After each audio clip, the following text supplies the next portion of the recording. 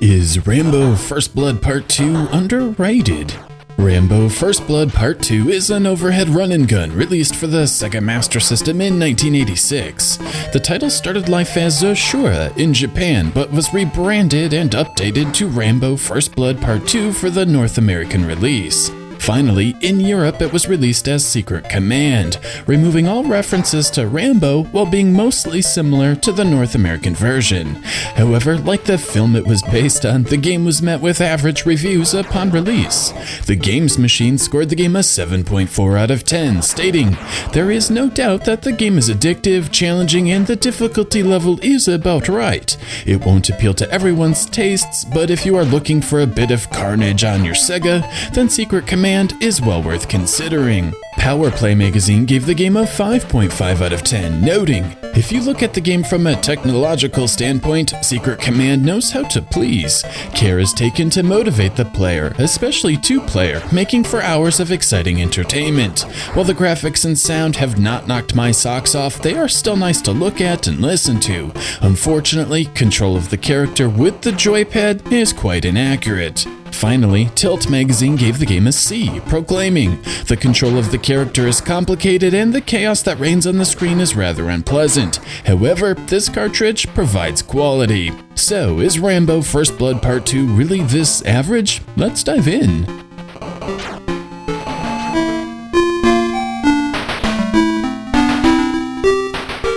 The game opens with an impressive title screen showing a decent 8-bit rendition of Sylvester Stallone, along with some theme music from the film. If I'm honest, Sly looks pretty impressive, and this is one of the better digitizations I've seen from the era. Beyond the title screen though, there is no plot, no cutscenes, nor anything else from the film. So with that, let's move on to the gameplay. Rambo opens in the jungle, where we can take a look at the main gameplay mechanics.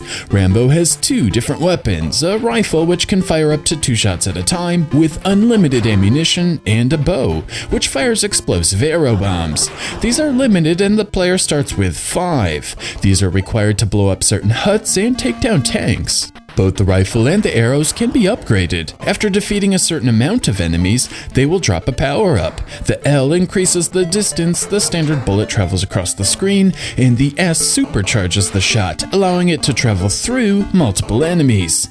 The remaining power-ups are obtained by destroying camps. Once destroyed, the hostage inside will toss out a random item.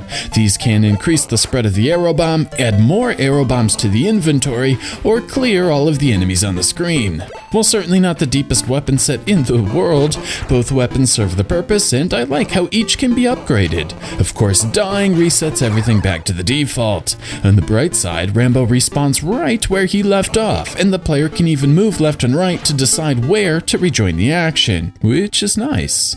Anyway, after journeying through the jungle, Rambo makes his way to a barricade, acting like a boss of sorts. In addition to mowing down the level's standard enemies, grenades will drop from the top of the screen. These always drop down straight at the player, so care must be taken to assure there is an out for when these arrive. After defeating a certain amount of enemies, 2 events will happen. First, some arrow bombs will be provided for the player, and second, the gate on the barricade starts flashing. Simply use an arrow bomb to destroy the gate and then walk through to clear the stage. Upon clearing a stage, points are tallied, an extra life is rewarded, and Rambo makes his way to the next area. The second level is a forest, and now is a good time to talk about the actual controls. As you have noticed, Rambo can move in all 8 directions, and fires in the direction he is facing. This is how most run-and-guns functioned at the time. However, situations occur where one doesn't want to move in the same direction they are firing. Rambo addresses this by locking Rambo in the forward position while pressing down.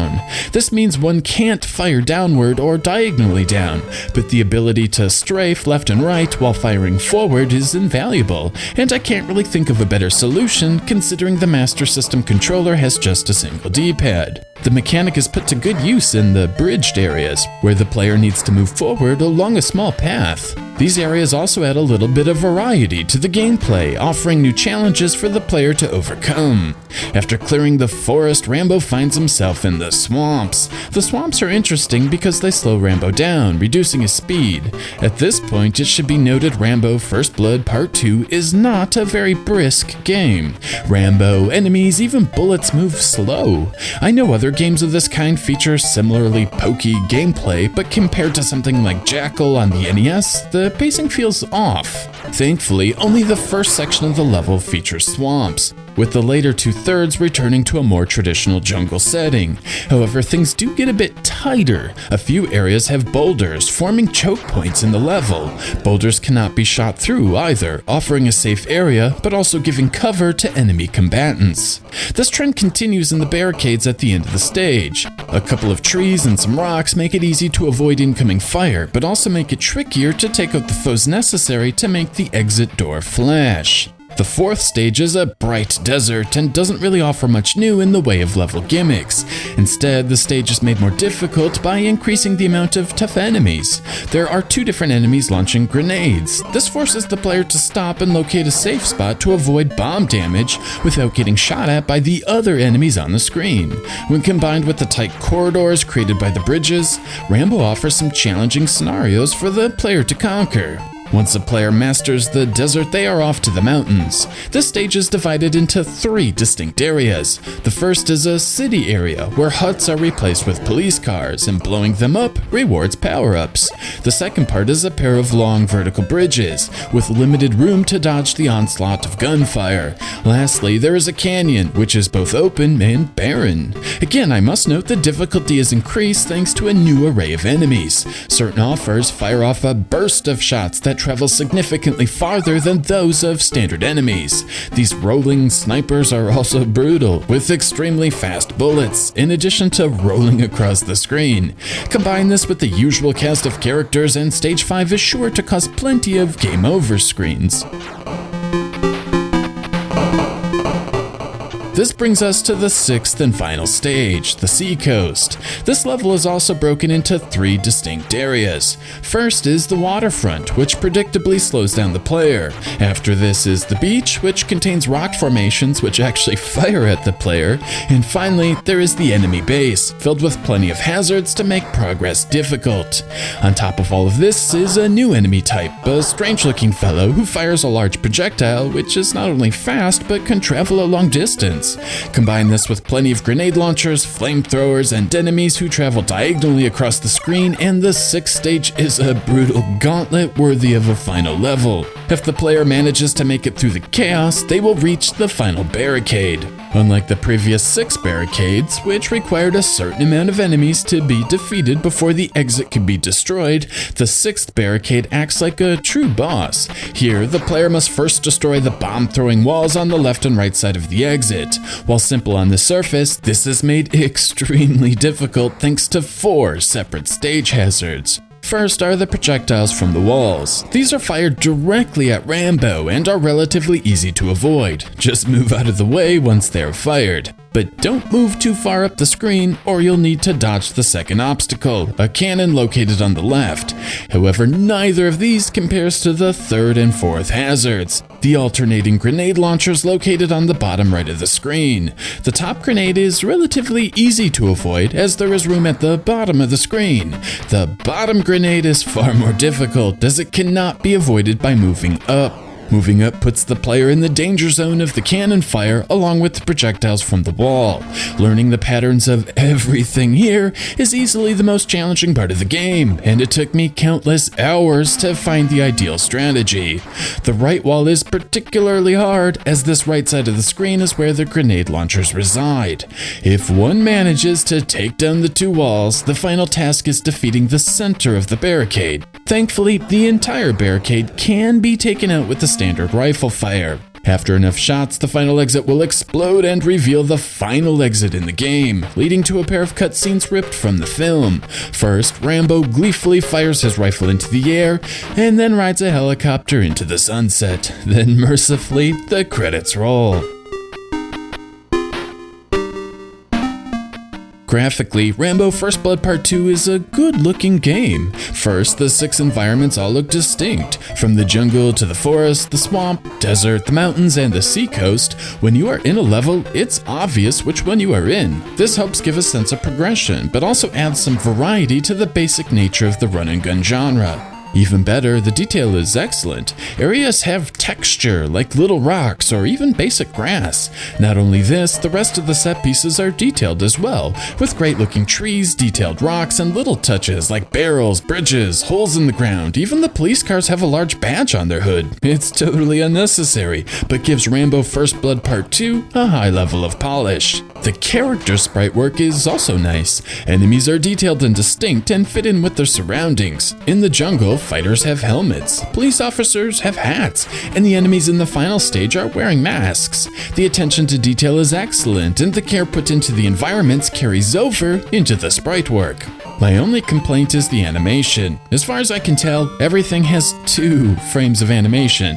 While the Rambo sprite looks great with meaty arms and a sweet headband, his movement looks extremely primitive. It doesn't look bad and on par for the course for run-and-guns of the 8-bit era, but certainly not as beautiful as other games of the time. I should mention the frame rate. Rambo runs at 60 frames per second, but at times the background tiles and the sprites update separately, meaning on one frame the background tile updates, and on the next frame, the sprites. This causes some slight jittering with stationary objects. Other times everything updates at 60 frames per second, offering a smooth experience.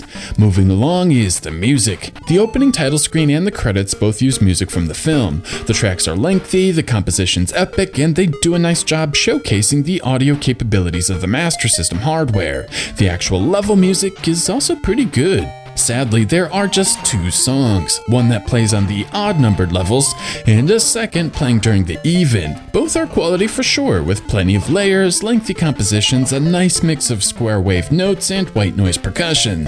They build up too, starting off slow and mellow, and then growing into something more epic. It's cinematic in a way, and I appreciate how it avoids an obvious military style or fast-paced theme matching the action. There's a third track as well that kicks in during the barricades. This one is a lot different, offering quick drums and a harsh vibe, giving some tension to the battle. Sadly, it's short and never really goes anywhere.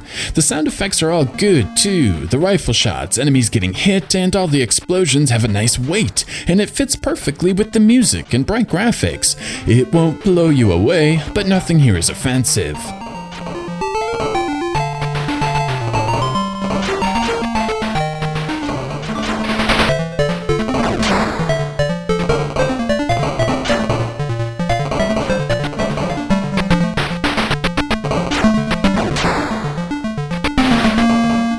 So, with all of that out of the way, we arrive back to the question asked at the beginning of the video. Is Rambo First Blood Part 2 underrated?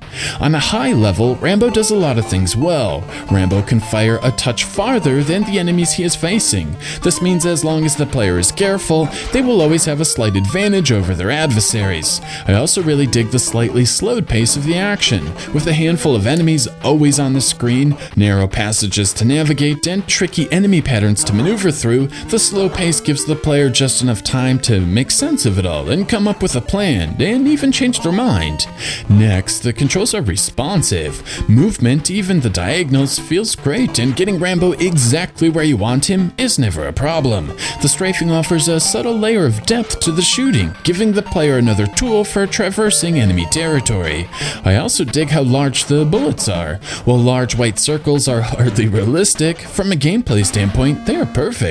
Bullets contrast well with the background, and the large size assures you'll never get hit by a stray bullet. I also really love how running into enemies doesn't harm the player. All in all, Rambo First Blood Part 2 gets the basics right. From the solid controls, nice graphics, and pleasant audio, it has the makings for a good overhead run and gun. However, to determine if this one truly is good, we need to dive deeper into how the game works, specifically the enemies.